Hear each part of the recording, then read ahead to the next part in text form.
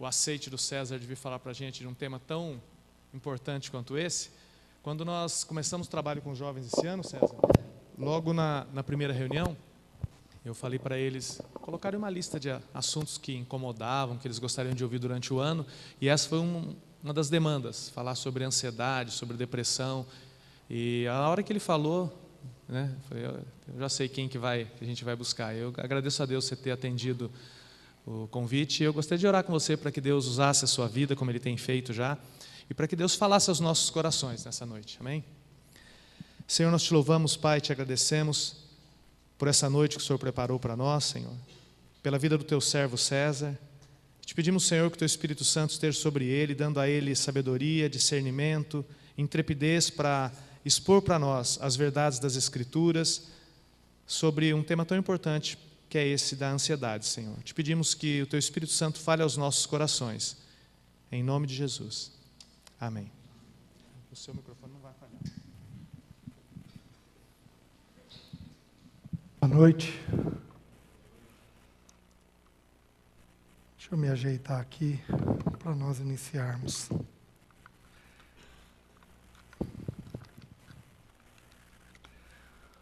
Deixa eu conhecer um pouquinho o grupo aqui.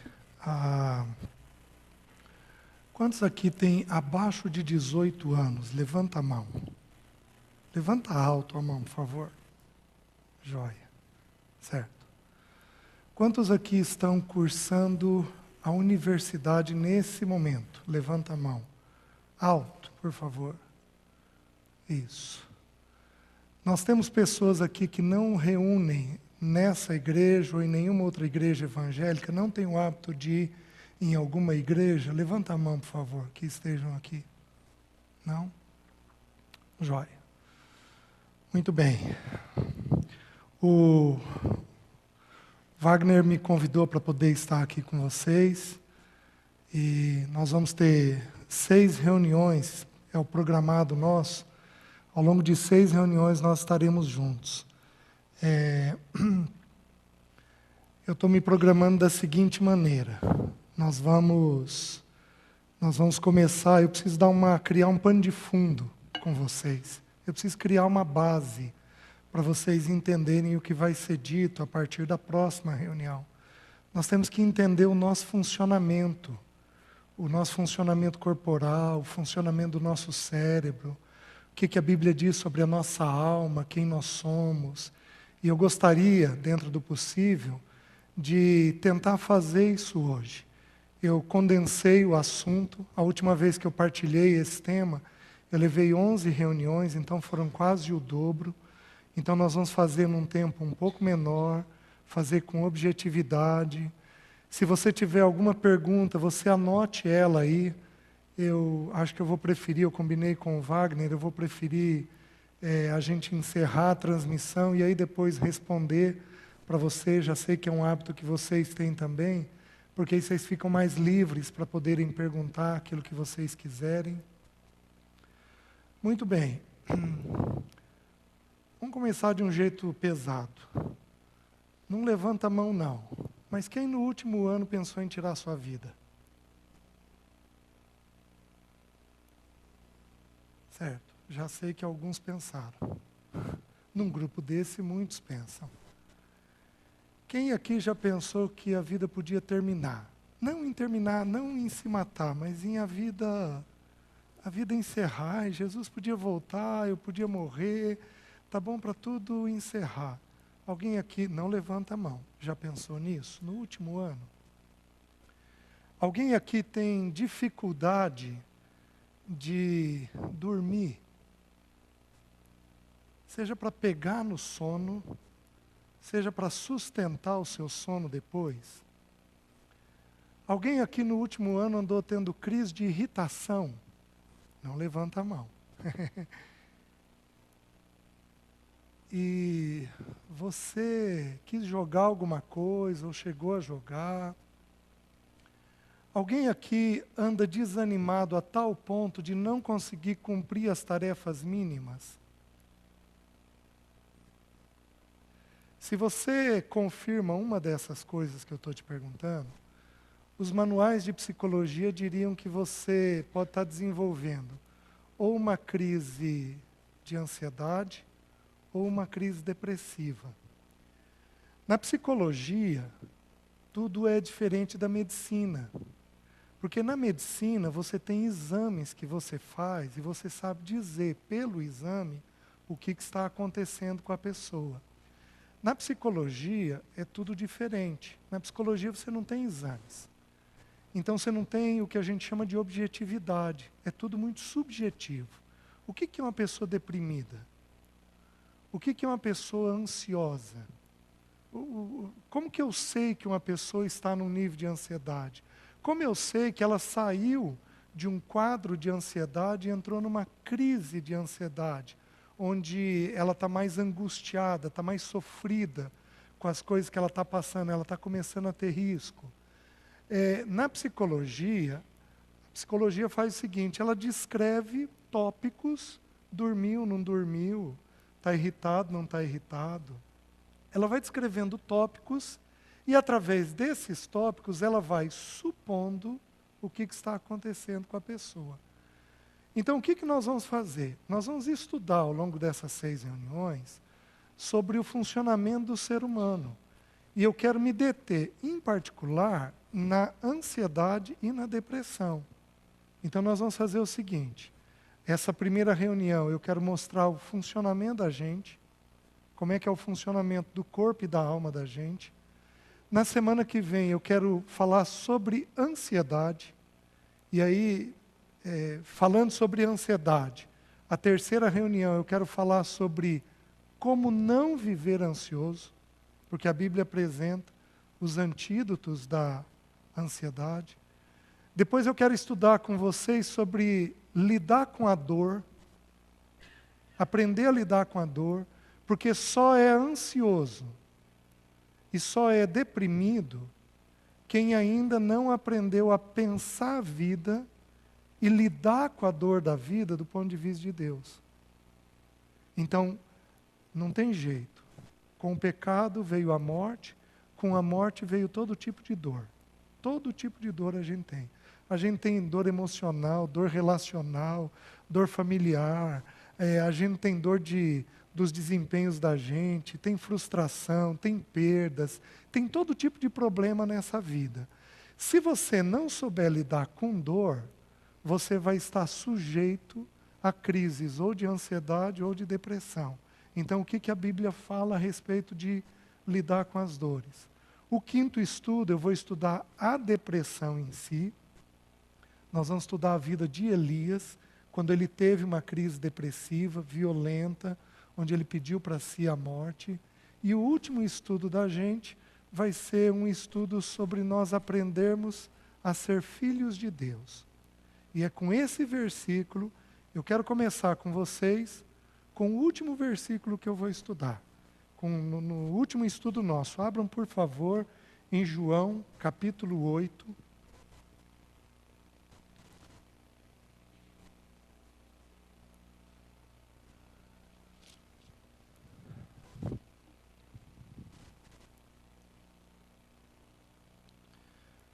Versículo 32 diz assim: E conhecereis a verdade, e a verdade vos libertará.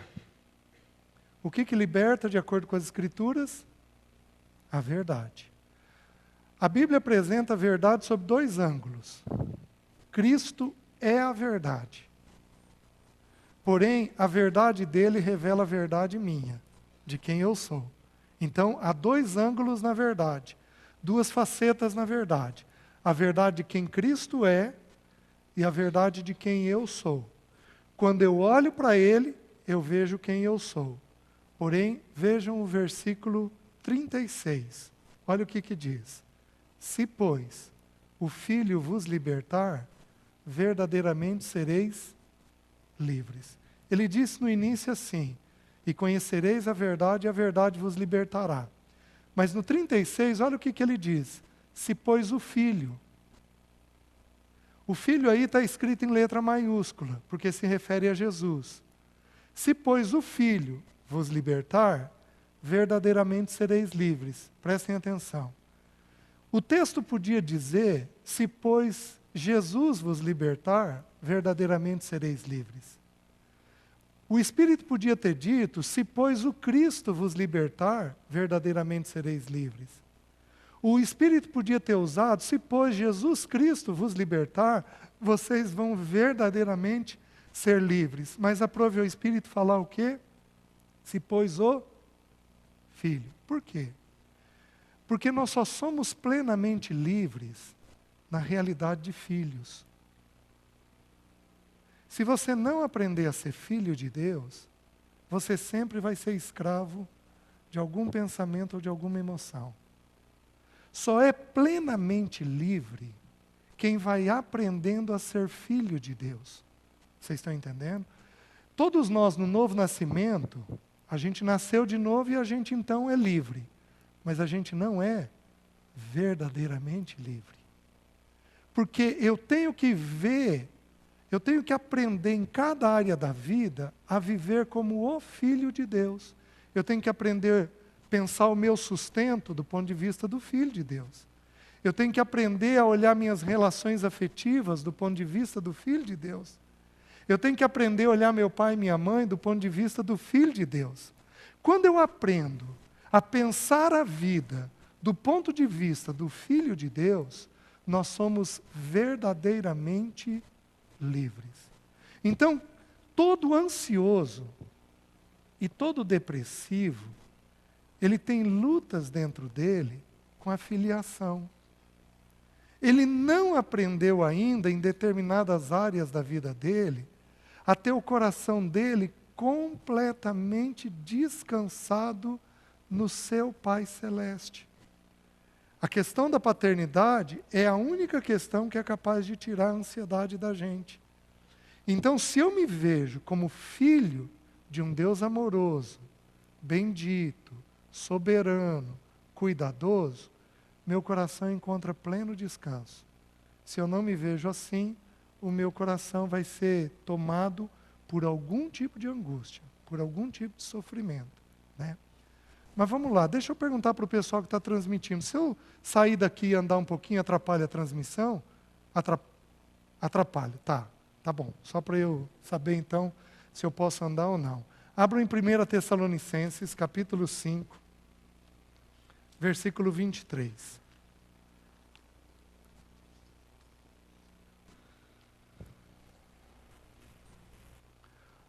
Nos manuais de psicologia, 1 Tessalonicenses 5, 23. Nos manuais de psicologia, nós temos uma distinção sobre os transtornos de ansiedade e os transtornos que eles chamam de humor, ou os transtornos depressivos. A pessoa está com humor baixo. Nas Escrituras, as Escrituras são a nossa base. A ciência, quando ela é definitiva, quando ela já é exata, ela está de acordo com as Escrituras e não o inverso. Então a ciência vai estar de acordo com o que as Escrituras dizem. Nas Escrituras, Jesus tratou de uma única doença, se é que eu posso colocar assim. Qual a única doença que Jesus tratou? Ansiedade.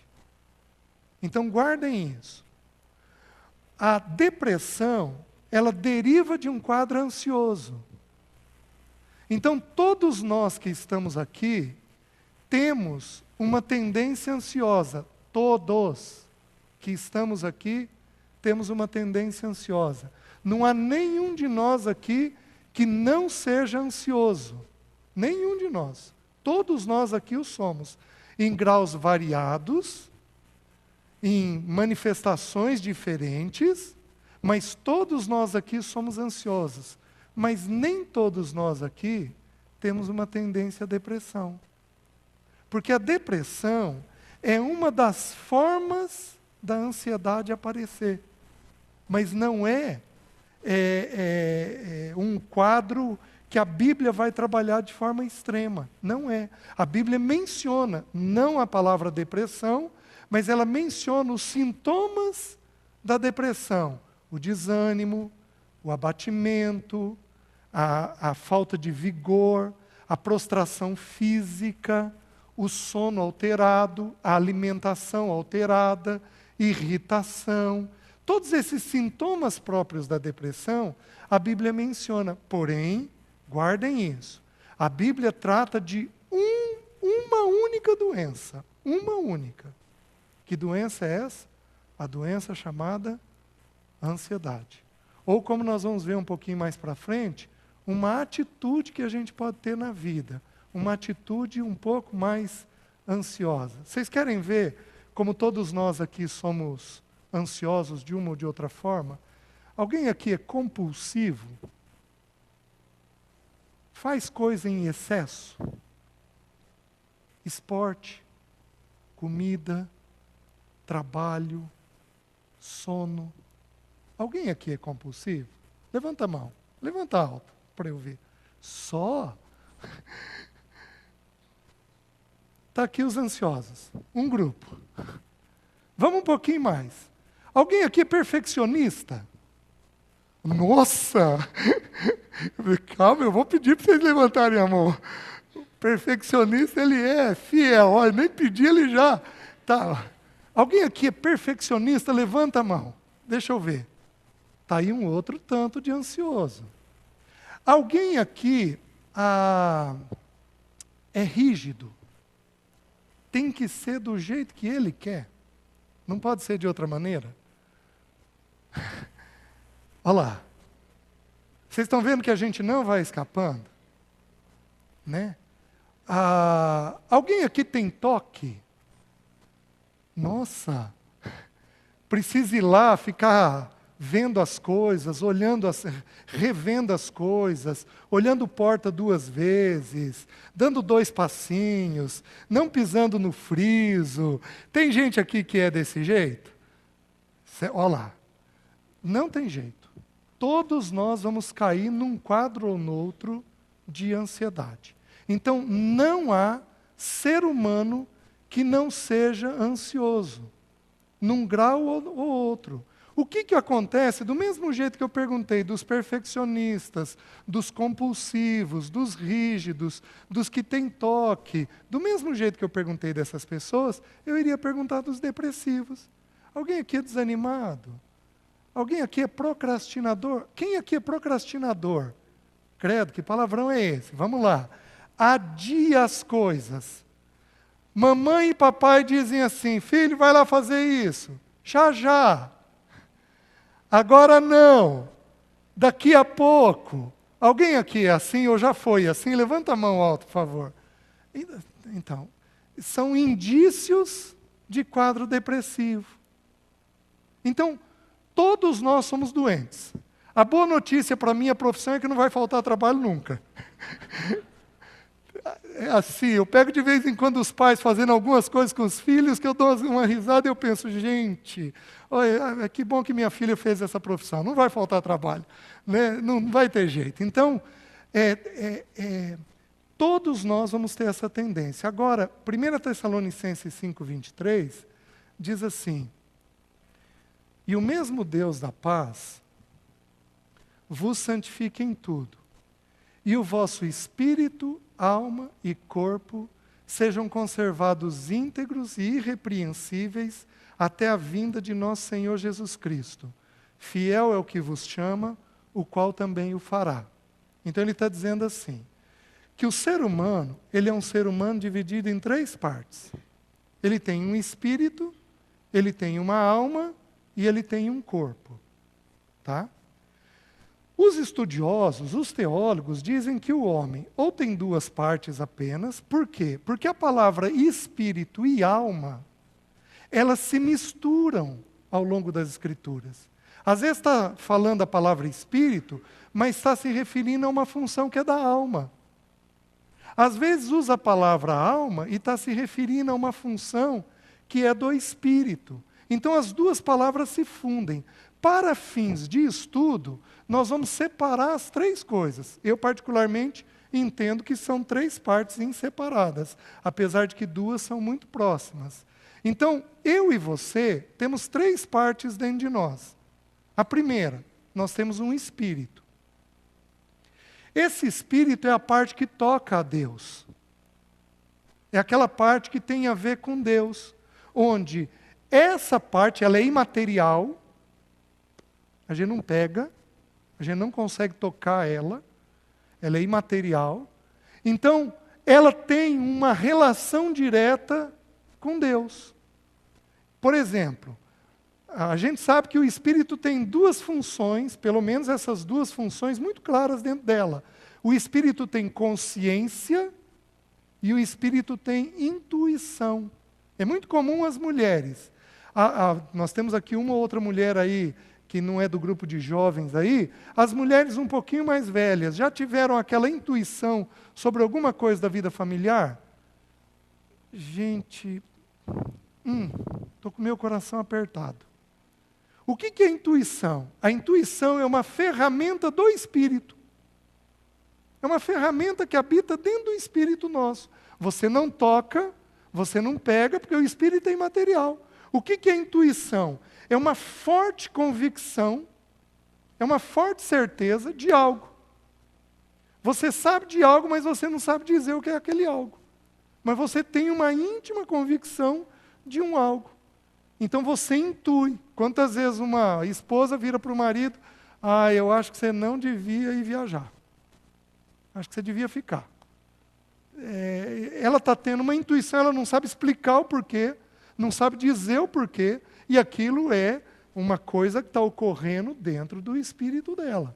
Né? É uma ferramenta do Espírito. Então, essa primeira parte, nós vamos pôr aqui num cantinho, porque ela não é o nosso alvo nesse momento. Então, nós temos um Espírito. Mas nós também temos uma alma. E a palavra alma, e o vosso espírito, alma e corpo, sejam conservados íntegros e irrepreensíveis. O corpo é outra parte que é fácil da gente ver. Tem o espírito, segura aí a alma, e tem o corpo. O corpo é a parte física. É aquela parte que a gente vê. Essa é material. Essa a gente vê e a gente toca. O corpo é a parte nossa que se relaciona com essa vida. É pelo nosso corpo que nós aprendemos as coisas da vida e jogamos para dentro de nós. O corpo é como se fosse uma antena. É por ele que eu consigo jogar as coisas para dentro de mim. Então, digamos que eu fosse cego e eu tocasse isso daqui. Eu ia por tato, eu ia imaginar o que podia ser isso daqui. A gente vai aprendendo a saber o que são as coisas. Então, o meu tato está fazendo a leitura e está jogando informação para a minha mente. Então, o corpo também é uma parte muito fácil, muito tranquila da gente entender, a parte material. Mas e a alma? O que é a alma da gente? Deixa eu explicar para você uma coisa. O português, ele é uma língua restrita em alguns aspectos. O grego é uma língua extremamente rica. Então, a palavra vida, que é traduzida para nós na Bíblia, ela é só traduzida por vida. Por exemplo, em Gênesis, Deus plantou a árvore da vida. E Jesus, em João 10, ele diz assim, eu sou o bom pastor. O bom pastor dá a sua vida pelas ovelhas. Ele vira e ele diz. O mercenário, ele vem para roubar, matar e destruir. Eu vim para que tenham vida, e a tenham em abundância. O bom pastor dá a sua vida. Tudo está traduzido para nós por vida, em João 10. Porém, no original grego, nós temos 3 palavras para vida. A primeira, bios, da onde deriva a palavra biologia. Bio é o quê? A vida natural. Isso aparece em alguns textos da Bíblia. O segundo original é psique, da onde deriva a palavra psicologia. Psique é vida da alma. Ou seja, é a vida natural, é a vida de quem eu sou. Então, o César, ele tem uma psique. Ele é uma pessoa, ele tem pensamentos, ele tem afetos, ele tem vontades. Esse é o César, psique. E a última expressão para a palavra vida no grego é zoe, que significa a vida de Deus. Então, só anotem aí, depois vocês vão até João 10, eu vou só citar o texto. Jesus diz assim: o ladrão vem somente para roubar, matar e destruir. Eu vim para que tenham vida, e vida em abundância. Eu vim para que tenham zoe, vida de Deus, e vida em abundância, e zoe em abundância. O bom pastor dá a sua vida pelas suas ovelhas. O bom pastor dá a sua psique pelas suas ovelhas. Então, em Jesus, o que ele fez morrer? Ele fez morrer a alma dele. Tudo que ele era na alma dele, ele fez morrer. Então, o que é a nossa alma? Presta atenção. Faz esse... eu vou fazer um movimento para você, e eu quero que você decore ele. Nós vamos repetir ao longo das 6 reuniões. O que é a alma do César? É o que ele pensa, o que ele sente e o que ele decide. O que é a alma minha e sua?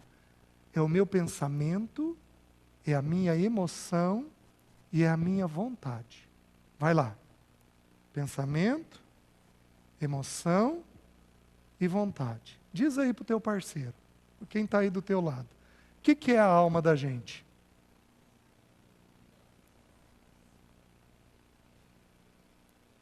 Você tem determinados pensamentos, você tem determinadas emoções e você tem determinadas vontades, certo? Eu tenho texto para mostrar tudo isso daqui para vocês, mas se a gente for fazer, nós não vamos ter tempo de abrir todos os textos. Mas tem textos que mostram que isso é a alma de uma pessoa. Queridos, na psicologia, primeiro, segundo ano de psicologia, você vai estudar esse tipo de coisa. A ciência só confirma o que as escrituras dizem. Só confirma o que a Bíblia vem dizendo. Então, a alma do Wagner, do Ricardo, é o que eles pensam, é o que eles sentem e é o que eles decidem. Digamos que o Ricardo fosse ansioso e o Wagner deprimido. Digamos. O que estaria ocorrendo com a alma deles? No Ricardo, para ele ser ansioso, o que tem predomínio? O pensamento. No Wagner, para ele ser ansioso, o que tem predomínio? O afeto. Vocês estão conseguindo entender? Quem que deprime? Quem carrega mais no afeto. Quem que é mais ansioso? Quem carrega mais no pensamento.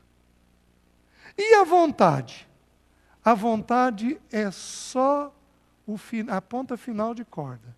Nós vamos fazer tudo aquilo que o pensamento e a emoção decidirem.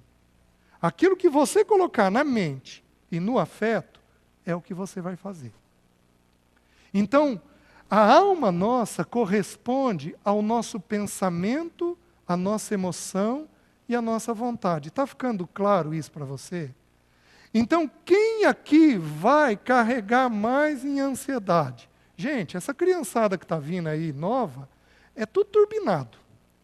Eles nasceram ligados em 220. Estou certo? Via de regra, não todos, mas via de regra.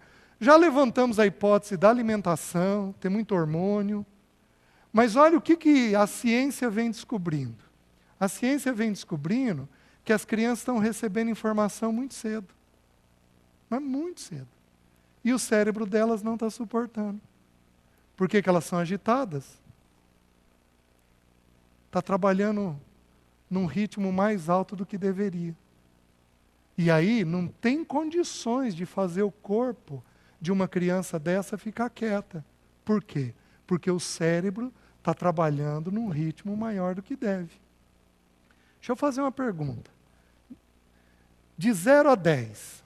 0, você está morto. Você não pensa.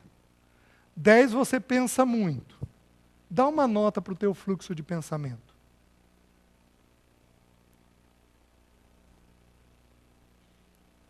Deu? Fala para quem está do teu lado.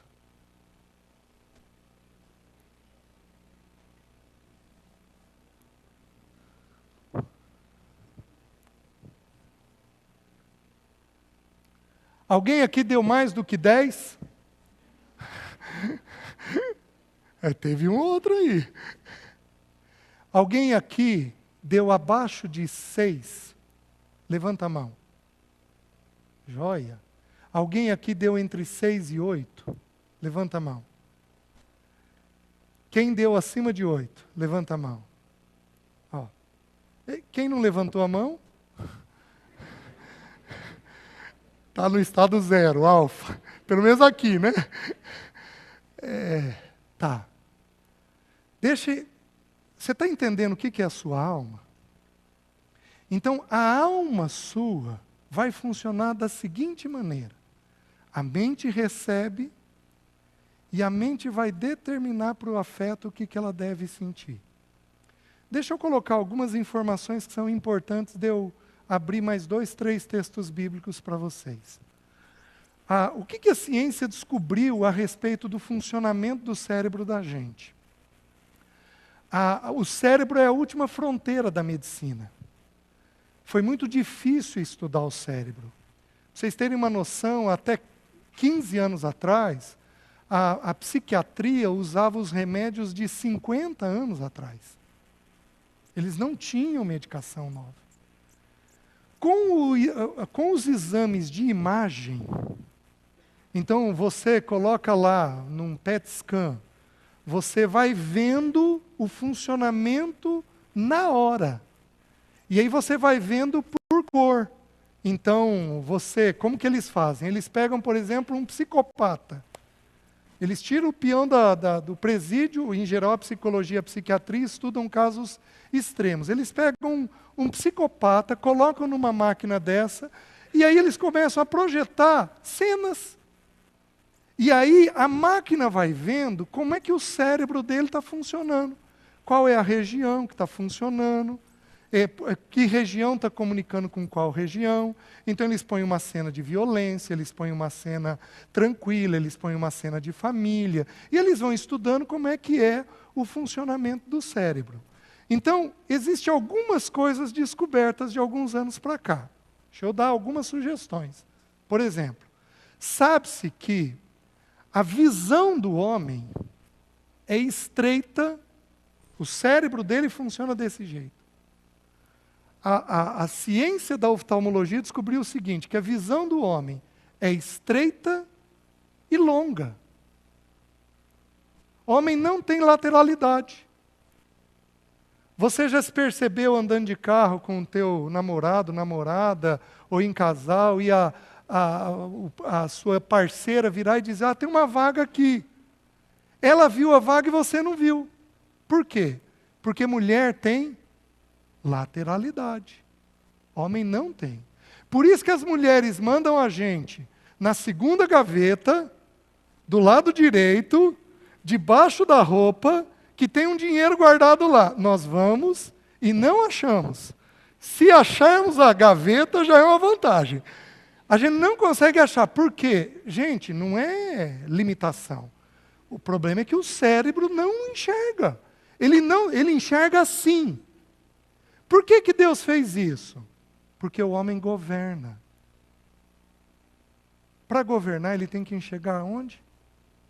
Lá na frente. Olha como é que Deus fez. Ele sabia que o nosso papel ia ser de governar, então ele firmou a visão da gente lá na frente. Olha o que a ciência descobriu sobre a visão da mulher.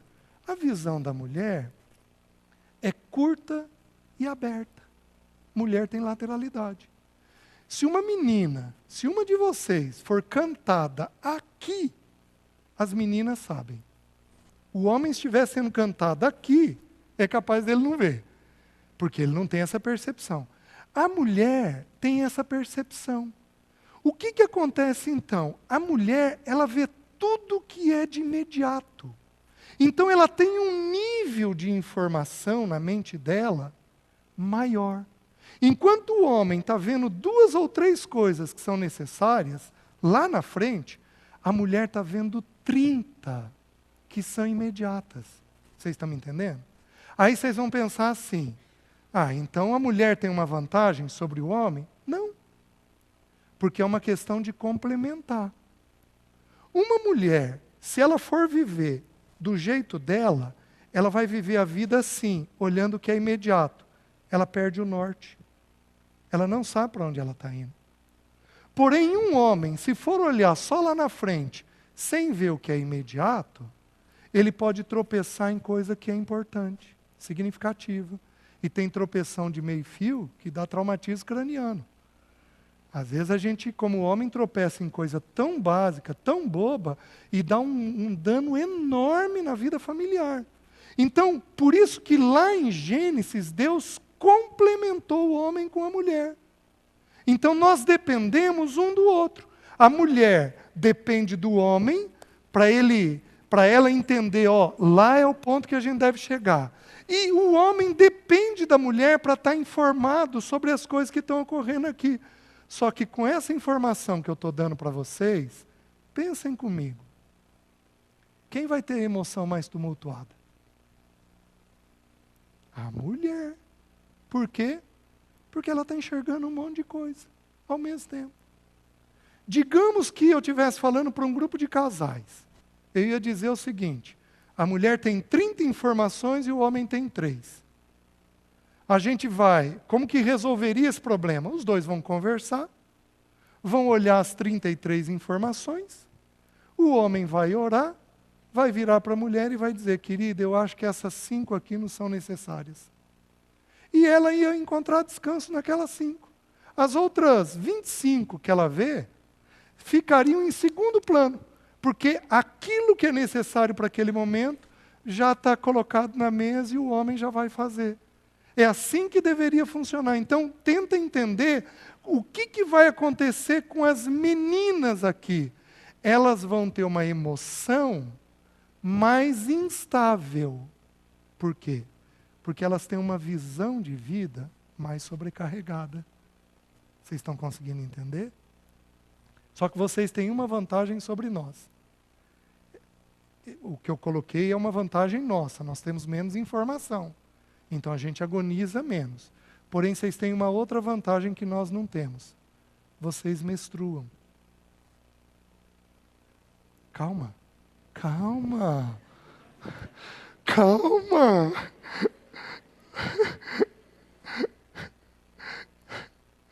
É que eu armei a frase também de um jeito infeliz, né? Vocês me desculpem. Vocês aprendem a lidar com dor mais cedo. E por lidar com dor mais cedo, vocês aguentam um pouco mais a pressão imediata. Vocês estão conseguindo entender? Porque senão vocês iam pirar se não soubessem lidar com dor. De tanta informação que vai tendo. Então, hoje é científico isso, a menina amadurece, a menina. Eu não estou falando de adulto, não. Isso daqui depois regula essa diferença. Mas a menina amadurece cerca de 5 anos antes do homem. Se você pegar uma menina de 12 anos, ela está falando de namorar. Se você pegar um menino de 12 anos, ele está falando de jogar a burquinha. De brincar de alguma coisa. A cabeça dele está em outro lugar. Por que que ela pensa assim? Por causa da dor física que ela tem que lidar. Por causa da visão imediata que ela vai tendo. Então ela vai lidando com mais informações. Vocês estão entendendo? Deixa-me dar mais uma informação. Quanto tempo eu tenho? Tá. Deixa eu dar mais uma informação para vocês. Olha o que se descobriu sobre o cérebro. Agora tem cerca aí de 4, 5 anos, não mais do que isso. Talvez um pouco menos do que isso. Nós temos cerca de 100 bilhões de neurônios no cérebro. Com mais 85 bilhões de células de suporte. Então nós temos perto de 200 bilhões de células que no cérebro vai fazer a conexão da informação. Então como que funciona? Um neurônio se liga no outro. E ele faz o que a gente chama de uma sinapse. Então eles se ligam, formam um cordãozinho. Forma um cordão. Esse cordão abre 5 frentes. E cada frente forma mais um cordão. Cada frente dessa que abriu, abre mais 3, 4, 5 frentes.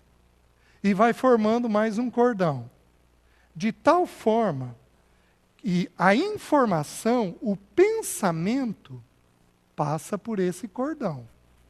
O que você pensa está passando num fiozinho aí dentro de você.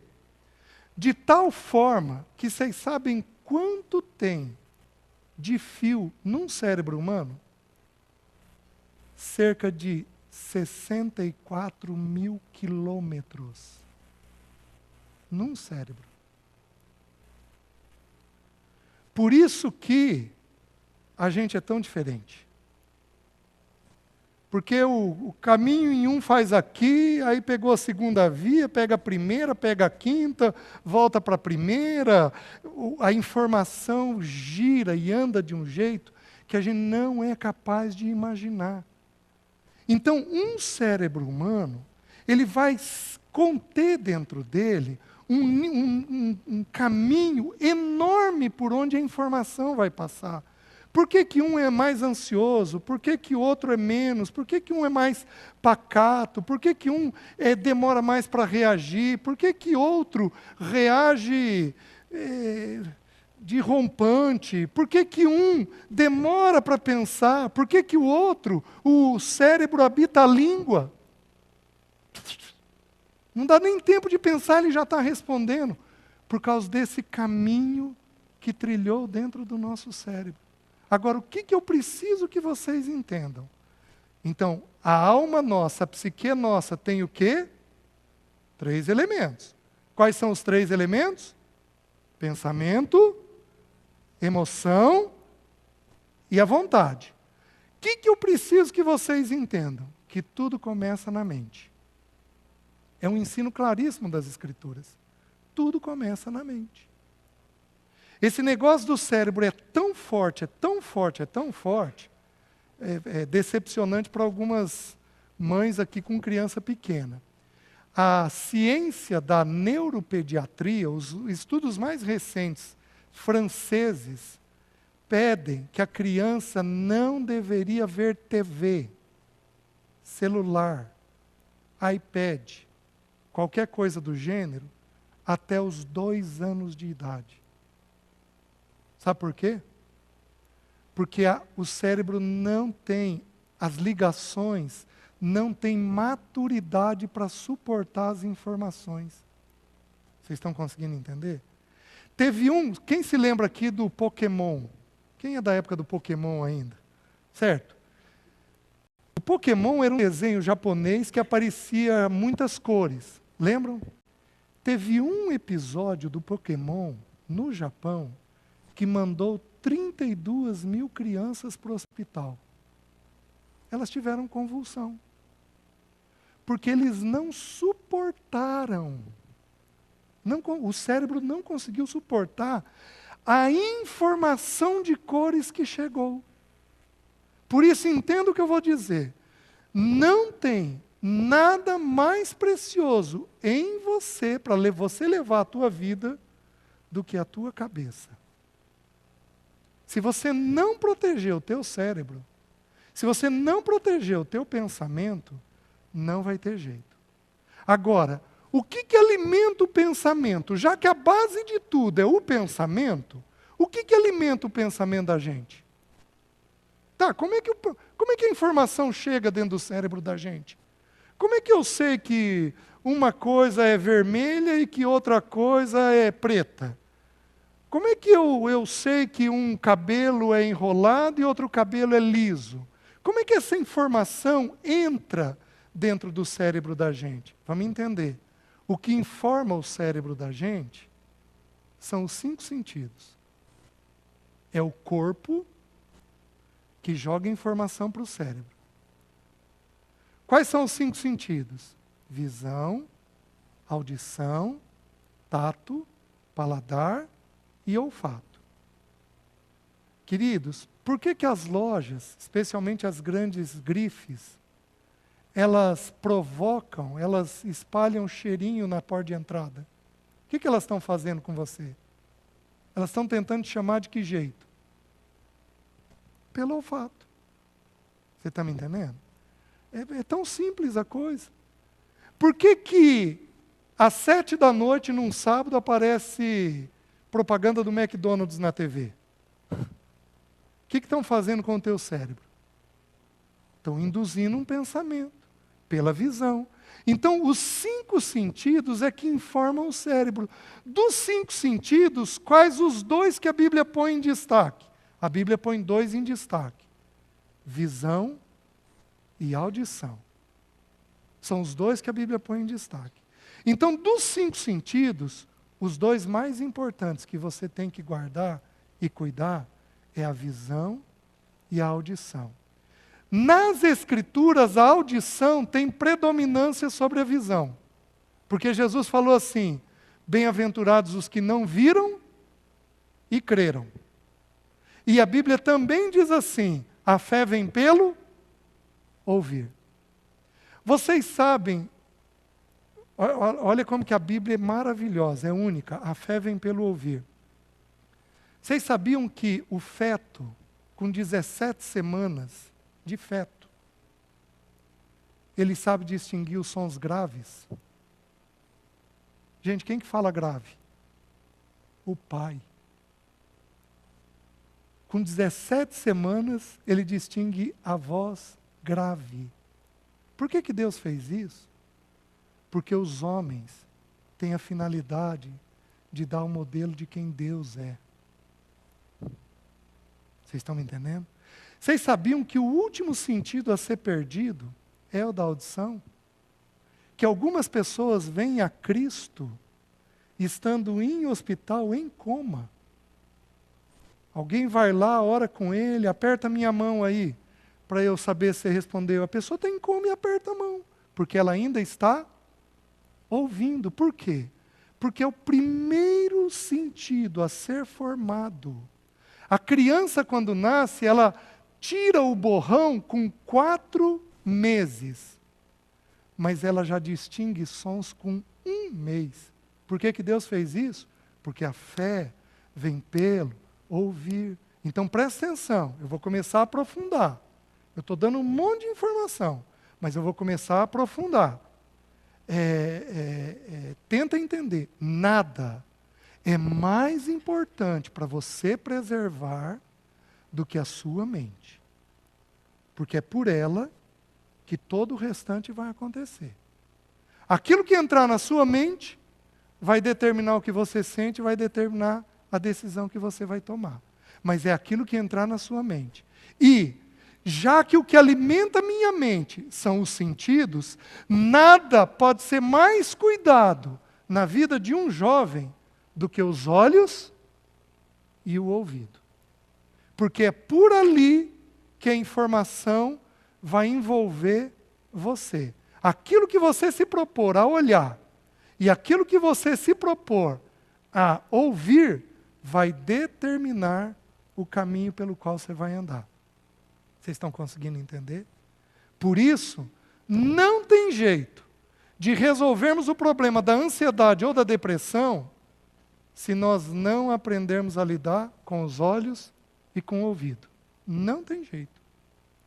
Não tem como resolver esse negócio. Não vai ter forma de resolver isso. É comum nós pegarmos pessoas que tentam suicídio que ouvem músicas melancólicas. É muito comum.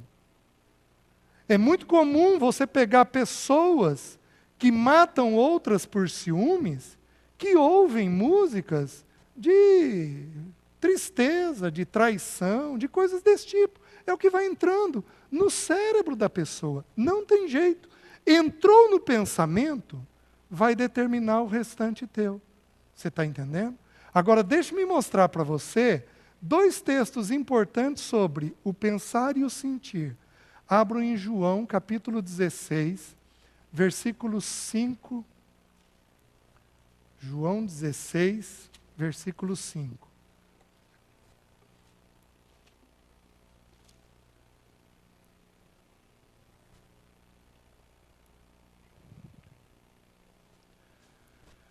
Jesus vai falar sobre a morte dele. Jesus vai falar sobre a morte dele. Quais os 3 elementos da alma? E vontade. Pensamento, emoção e vontade. Pensamento, emoção e vontade. Jesus vai falar com os 12 apóstolos sobre a morte. Qual é a informação que ele está levando para a mente deles? Qual é o pensamento? Morte. Aí ele diz assim, no versículo 5, mas agora vou para junto daquele que me enviou, e nenhum de vós me pergunta para onde vais? Pelo contrário, porque vos tenho dito isto, a tristeza encheu o vosso coração. A Bíblia está nos dando um princípio. Eu já vou mostrar em outros textos. Um princípio. O que eu penso vai determinar o que eu sinto. O pensamento determina a emoção. Quem aqui, essa semana, teve tristeza? Levanta a mão. Levanta mais alto, isso, deixa eu ver. Segura um pouquinho a tua mão levantada. Se você for olhar, você teve algum pensamento de perda. Pode abaixar. Você teve algum pensamento de morte. Eu estou trocando morte por perda. Jesus falou sobre a morte dele. E quando você tem que se deparar com a morte, qual é o sentimento natural? Tristeza. Por que vos tenho dito isto? A tristeza encheu o vosso coração. Ou seja, todas as emoções que você tem derivam de onde? De onde você pensa. Daquilo que você está pensando. Então, tudo que você tem carregado na tua emoção, vamos lá, algumas emoções. Ansiedade é uma emoção? Pode ser, vamos colocar como sendo. Angústia é uma emoção? Angústia é aquela emoção de você colocado num canto, digamos que aqui tivesse uma parede, você num canto espremido. Você não tem para onde ir. É o sentimento da angústia.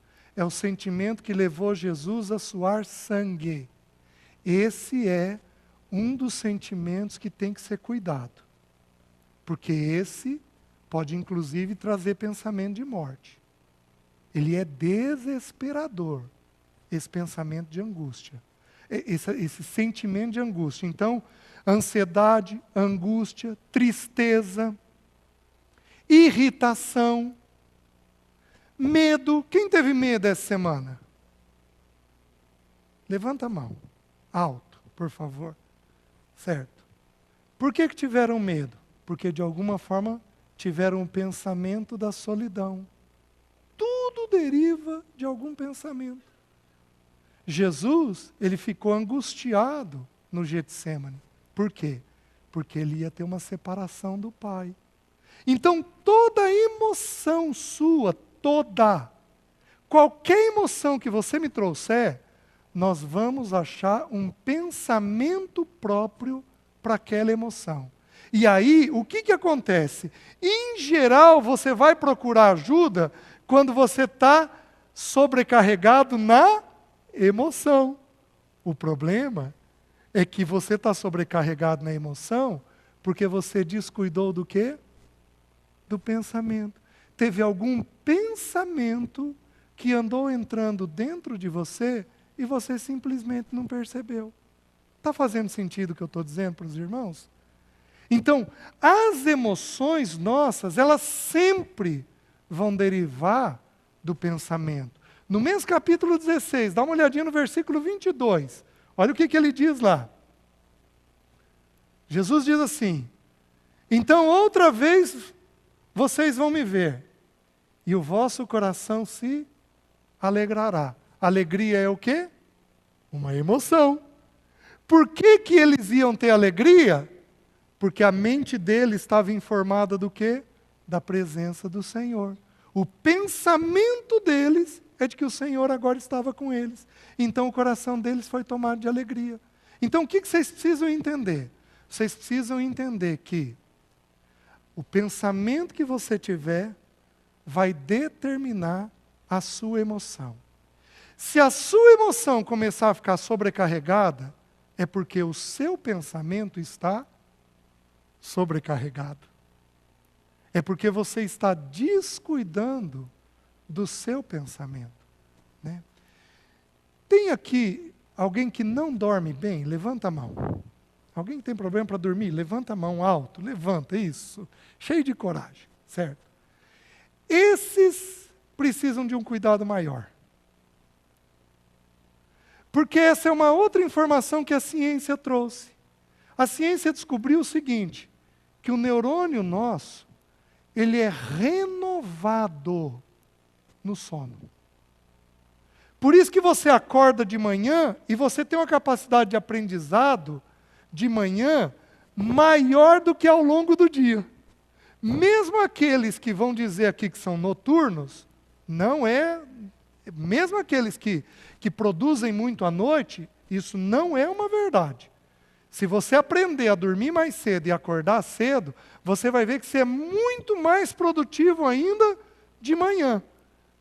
E por quê? Porque o neurônio nosso, ele é renovado. Então é como se ele ficasse novo de manhã. E a capacidade dele de absorção, de transmitir a informação, de levar a informação, fosse renovada, está aumentada. Então, qualquer psicólogo, qualquer conselheiro, qualquer psiquiatra tem pavor de uma única coisa. Que coisa é essa? Alguém que não dorme. Porque não dormiu, tudo vai ficar gravado. Quantas vezes a gente corrige um filho, um adolescente, de forma ríspida, de forma dura, quando na verdade o que ele está precisando só é o quê? Dormir. Está irritado, porque não está dormindo. Está com a emoção sobrecarregada, porque não está dormindo. Porque se não dormir, não consegue melhorar. O pensamento piora muito com aquela pessoa que não dorme. Agora abram para mim, por favor. Então, a nossa alma é o pensamento, a emoção e a vontade. Romanos 12, 2. Um texto muito conhecido de todos nós. Esse versículo, ele consegue resumir nele a nossa alma. Porque lá diz assim: e não vos conformeis com este século, mas transformai-vos pela renovação da vossa mente, ó, o primeiro ponto, para que experimenteis qual seja a boa, agradável, ó, a emoção, e perfeita vontade de Deus. Vocês estão me entendendo? Então você decide o que fazer na vida baseado no que você pensa e no que você sente. Aqueles que são mais sensíveis vão decidir carregando um pouco mais na emoção. Aqueles que são mais objetivos ou racionais vão decidir baseados no pensamento. Mas o fato é o seguinte: decidimos baseado no pensamento e na emoção. São essas duas coisas que fazem com que a gente decida.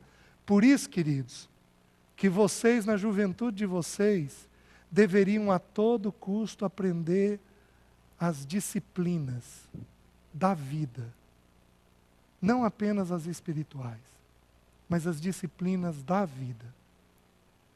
Porque quanto mais organizado, disciplinado você for, mais a tua mente e o teu afeto vão ficando em ordem. E eu não estou falando do perfeccionismo, não. Daquela coisa rígida, tensa, difícil, complicada. Eu não estou falando disso, não. Eu estou falando de você aprender a proteger a sua mente.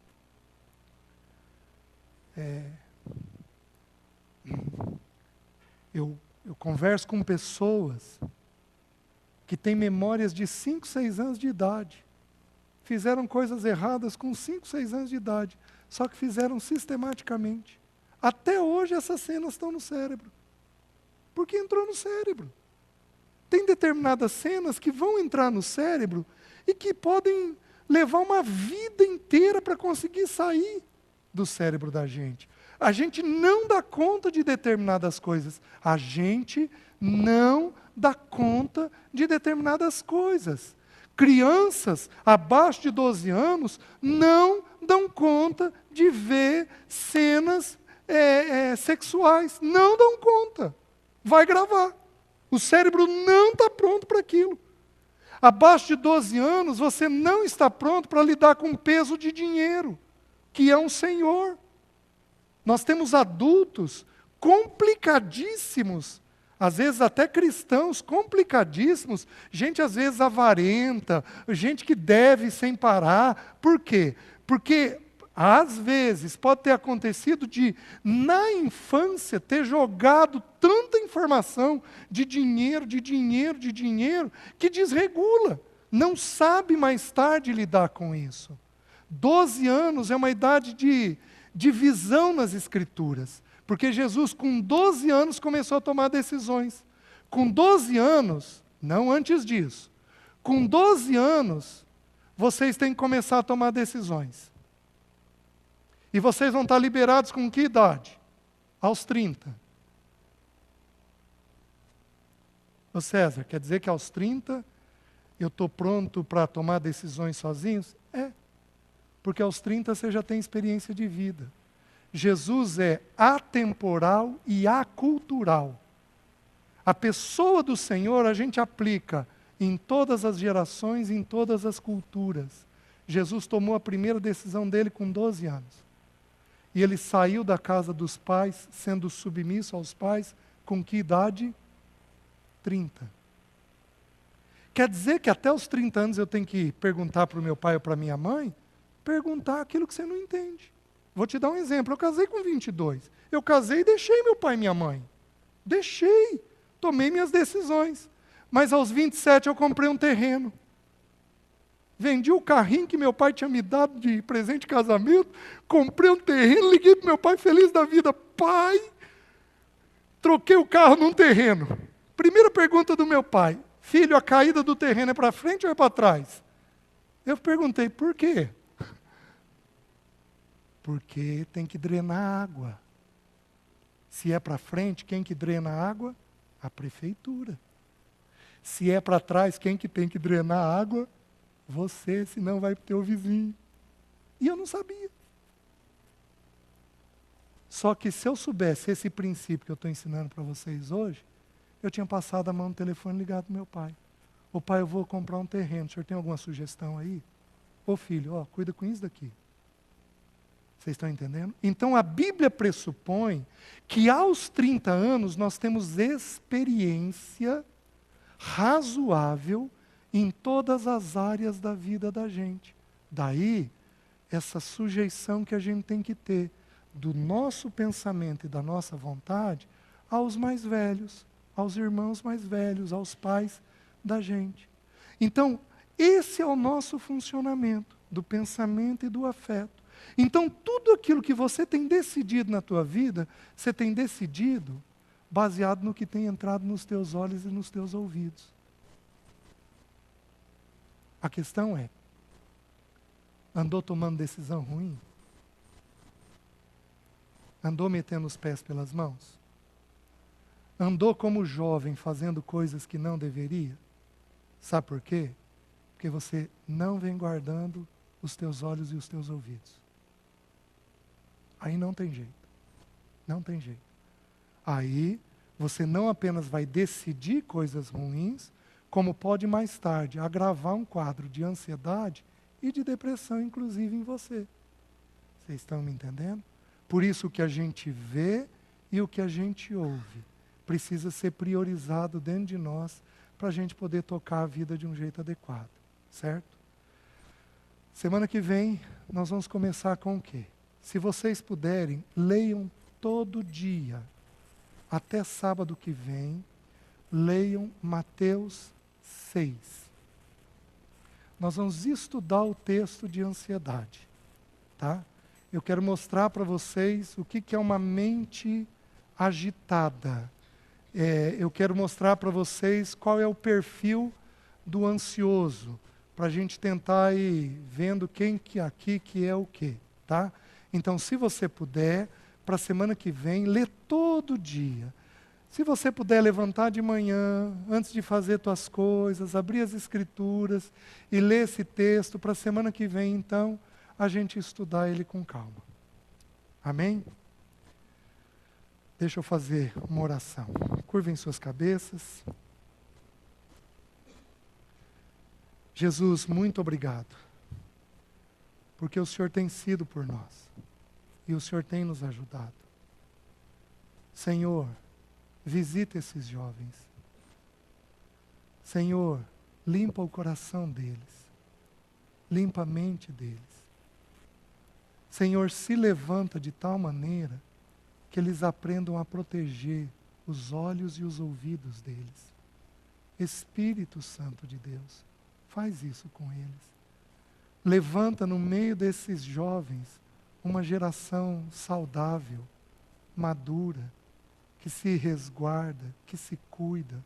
Levanta no meio deles uma geração assim. Pai, forma no coração deles as disciplinas que são necessárias e abençoa para que eles caminhem contigo ao longo dessa semana. Cuida deles, nós pedimos, para que o teu nome seja glorificado. Nós oramos em nome de Jesus. Amém.